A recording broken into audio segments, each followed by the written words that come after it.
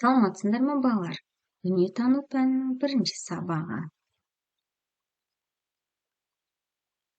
Бүгінгі сабақтың тақырыбы менің отбасым. Бұл сабақта сен отбасы қандай болатынын, отбасының қалай өмір сүретінін білетін боласың. Отбасының құндылығы туралы айтуды үйренесің. Тірек сөздер: әке, ана, аға, іні, қарындас, сіңлі. Мәтінді оқы. Қарамен жазылған сөз қандай мағына береді? Кез келген адамның өз отбасы бар. Отбасы қоғамның бір бөлшегі. Оған бір үйде тұратын ең жақын адамдар кіретінін сен бірінші сыныпта білген болатынсың. Арман інісін киіндіріп, екеуі сабаққа бірге барады. Мектептен бірге қайтады. Інісінен бүгінгі күнді қалай өткізгенін сұрап біледі. Кез келген отбасында үлкендер кішілерге қамқорлық көрсетеді, ал кішілер үлкендерге көмектеседі. Осыларды отбасылық құндылықтар деп атайды.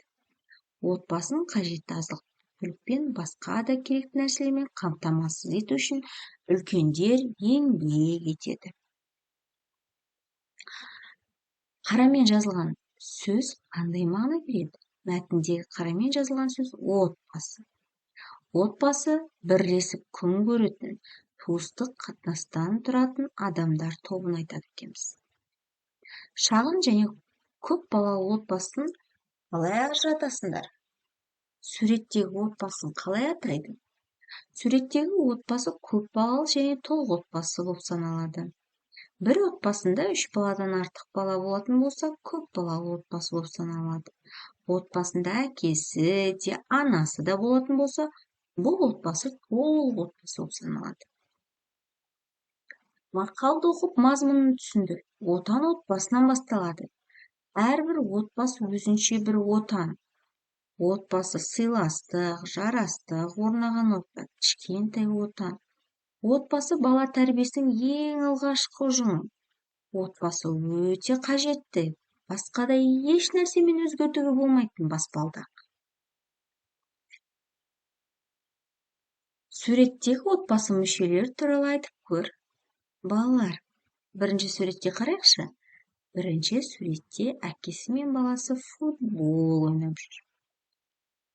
Анасы мен қызы волейбол ойнап жүр. Отбасы мүшелері бір-біріне уақыт бөліп, уақытты бірге қызықты өткізу керек. Екінші суретте анасы ауырып жатыр. Баласы анасына дәрі беріп, қамқорлық көрсетуде. Үшінші суретте отбасы мүшелері түгел дастархан басында тамақтануда. Төртінші суретте отбасы мүшелері барлығы бірге отбасын ауланы тазартып жатыр. Өсімдіктерді күтіп баптап жатыр екен. Балалар, қамқорлық көрсету, көмектесу деген сөзді қалай түсінесіңдер? Дұрыс, жарайсыңдар. Қамқорлық көрсету деген көмектесу деген мағынаны білдіреді. Кез келген адам бір қиын жағдайға тап болғанда көмектесу керек. Қол жәрдем көрсету керек. Ең болмағанда сөз жәрдем көрсету керек, не балалар? Суреттен қамқорлық көрсету әрекетін байқадың ба? Мен екінші суретте қамқорлық көрсету әрекетін байқадым. Ауырып жатқан анасына ем-дом көрсетіп жатқан балаға дән риза болдым. Отбасына қандай қамқорлық көрсетілетіні туралы айтып бер. Отбасы мүшелері бір-біріне үнемі қамқорлық көрсету керек. Үлкендер кішіге ізет көрсету керек. Кішілер үлкенге құрмет көрсету керек. Ауырып қалған жағдайда емдеу керек. Қол ұшын созу керек. Ал балалар, осымен біздің сабағымыз аяқталды. Арнамызға тіркеліп, лайк басыңдар. Сау болыңдар.